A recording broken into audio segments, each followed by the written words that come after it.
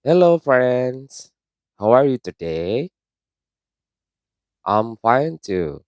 Pada kesempatan kali ini saya akan memberikan beberapa kisi-kisi yang nantinya akan muncul di dalam PAS semester 1 ini.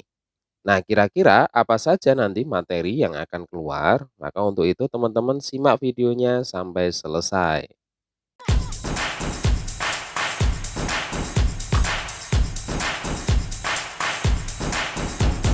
Jangan lupa like, comment, and subscribe. Berbicara mengenai kisi-kisi PAS pelajaran bahasa Inggris semester 1 ini, nanti akan ada beberapa materi yang akan muncul di dalam soal-soalnya. Untuk itu, teman-teman fokus dengarkan lalu disimak baik-baik video ini. Jangan sampai nanti berhenti di tengah jalan atau dipercepat videonya. Karena video ini sangat penting sekali untuk teman-teman semuanya supaya teman-teman bisa belajar materi apa saja yang nantinya akan muncul di dalam soal. Yang pertama, itu ada materi greeting. Nah, greeting ini nanti apa saja sih yang akan muncul di dalam soal? Maka teman-teman pastikan satu, mengetahui macam-macam greeting dalam bahasa Inggris maupun bahasa Indonesia. Contohnya, selamat pagi, good morning. Selamat siang, good afternoon. Selamat sore, good evening. Selamat malam mau tidur, good night. Maka pastikan teman-teman hafal itu, ya. Hafal bahasa Inggrisnya, tulisannya. Ya, karena kalau teman-teman tidak hafal tulisannya, maka teman-teman nanti akan kesulitan dalam menulis ketika ada soal seperti itu. Untuk pilihan ganda sendiri, greeting itu ada 5 soal. Ya, jadi untuk greeting ada 5 soal, maka pastikan teman-teman nanti bisa ya untuk menjawab soal-soal yang berkaitan mengenai greeting.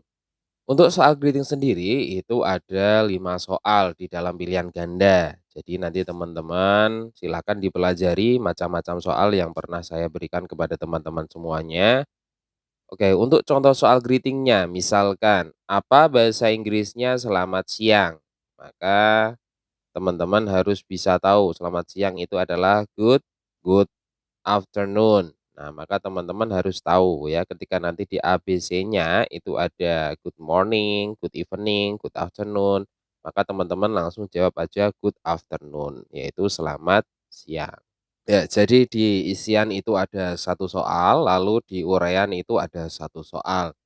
Nah, biasanya kalau di isian itu teman-teman harus hafal yang saya katakan tadi, yaitu bahasa Inggrisnya, tulisannya juga harus hafal. Maka teman-teman di rumah bisa dicoba dulu, tulisan dalam bahasa Inggrisnya macam-macam greeting ya. Terus selanjutnya parting.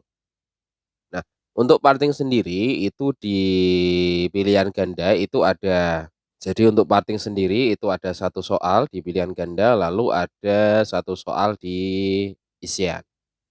Jadi untuk parting sangat sedikit materinya, maka cukup satu soal saja. Selanjutnya ada materi number. Nah, di dalam materi number ini kira-kira apa saja nanti yang akan muncul? Yang pertama, pastikan teman-teman hafal bahasa Inggris angka 1 sampai angka 20. Pengucapannya tidak perlu hafal, yang penting tulisannya hafal. Itu kalau tes tertulis. Beda lagi kalau tes lisan. Kalau tes lisan teman-teman tidak perlu bisa tulisannya, yang penting teman-teman bisa pengucapannya, itu sudah cukup. Tetapi ketika tes tertulis itu teman-teman harus hafal tulisannya angka 1 sampai angka 20 dalam bahasa Inggris. Untuk pilihan ganda itu ada beberapa soal mengenai number, ya. Jadi di pilihan ganda itu ada sekitar 5 soal ya, di pilihan ganda itu ada 5 soal. Nah, nanti itu akan bermacam-macam soalnya, misalkan, "What number is it?" Nomor berapa ini? Di situ nanti tertera nomor 10.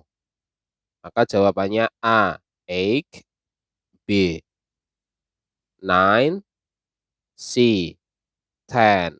Maka teman-teman jawab adalah C atau C ya, yaitu 10. Mudah? Mudah ya?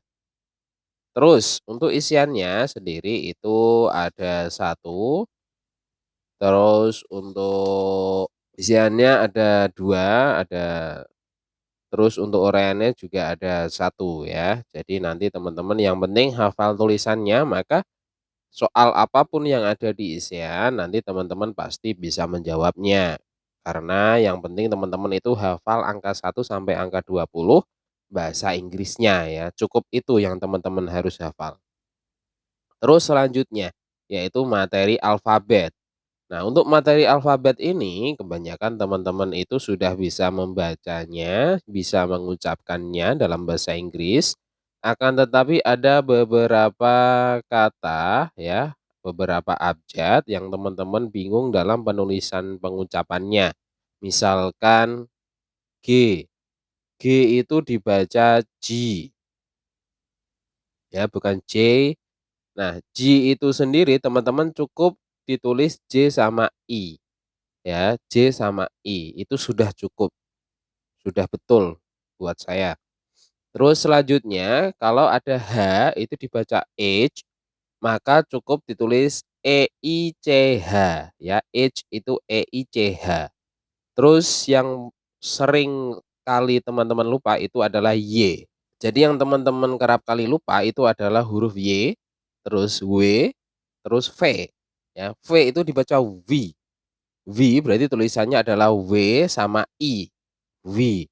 Terus kalau Y itu adalah Y, berarti W-A-I, Y. Terus kalau W itu adalah W, ditulis biasa, W, seperti itu. Ya, jadi teman-teman pastikan hafal penulisannya, alfabet mulai dari E sampai Z atau Z. Itu teman-teman pastikan harus hafal, di rumah nanti dipelajari semuanya, cara penulisannya ya, itu dihafalkan dari awal sampai akhir. Terus dicoba, misalkan teman-teman mau men-spell ya atau mengeja pintu, berarti apa? Pintu, pintu, seperti itu. Nah, silakan itu nanti ditulis. Nah, teman-teman bisa belajar seperti itu ya, mulai dari kata-kata yang pendek, habis itu nanti kata-kata yang sulit, ada G, ada H, ya, misalkan matahari, ya, gerhana. Nah, itu kan ada G, ada H. Nah, itu silakan nanti dipelajari ya. Untuk orang tua nanti bisa dibimbing untuk belajarnya, jadi dituliskan kata-kata yang ada huruf H atau G atau W atau Y. Nah, mungkin bisa dibantu dituliskan nanti untuk anaknya nanti tinggal menulis cara spellnya atau cara mengejanya dalam bahasa Inggris. Seperti itu. Untuk soal sendiri dalam pilihan ganda itu cukup mudah karena teman-teman sudah disiapkan jawabannya. Beda lagi nanti kalau dalam soal isian, nanti soal isian teman-teman akan diberikan kata, misalkan kata meja, berarti apa? Nah, silakan ditulis cara mengejanya dalam bahasa Inggris. Berarti meja, M-I-J-A. Nah, silakan nanti teman-teman ditulis dalam bahasa Inggrisnya seperti itu.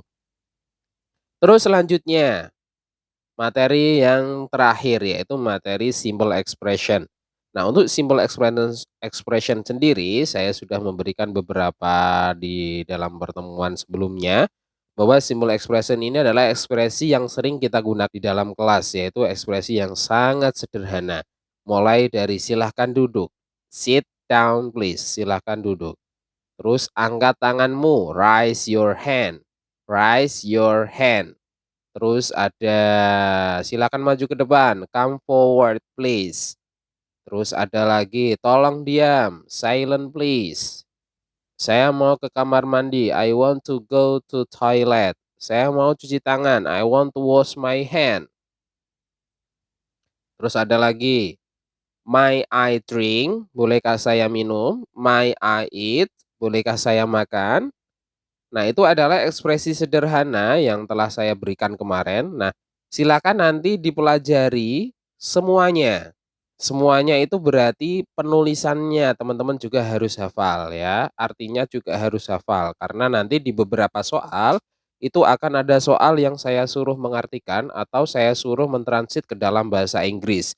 Maka teman-teman pastikan harus tahu apa bahasa Inggrisnya dan apa artinya, terutama nanti soal isian sama soal uraian. Untuk expression sendiri, teman-teman pastikan hafal bahasa Inggrisnya maupun artinya. Ya, nanti di rumah bisa dipelajari cara penulisannya dengan baik dan benar, karena itu nilai poin tertingginya itu ada di aduh, aduh, aduh. Karena nilai tertingginya itu ada di isian dan uraian, ya. Kalau di isian itu nanti per nomornya bisa mendapatkan poin 4, 3, terus nanti di uraian itu bisa mendapatkan poin 5, 4. Maka teman-teman pastikan uraian itu jangan sampai ada yang salah, eman-eman seperti itu ya. Untuk soal sendiri jumlahnya semuanya adalah 30 soal, yang terbagi dari pilihan ganda itu ada 15 soal, isian itu ada 10 soal, uraian itu ada 5 soal. Bedanya apa? Kalau pilihan ganda berarti ada ABC-nya, terus kalau isian itu adalah soal-soal sederhana, tapi itu nanti isinya adalah menulis. Terus kalau uraian, itu satu soal biasanya terdiri dari 2 kosakata yang harus teman-teman hafal. Ya, nanti misalkan soal nomor satu, apa bahasa Inggrisnya angka ini?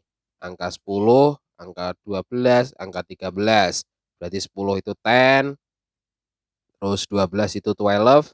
Terus 15 itu 15, misalkan kayak gitu. Jadi soalnya satu, tapi nanti di situ ada beberapa soal di dalamnya ya. Jadi teman-teman pastikan harus hafal dan pastikan harus bisa cara menulisnya supaya nanti nilainya bagus.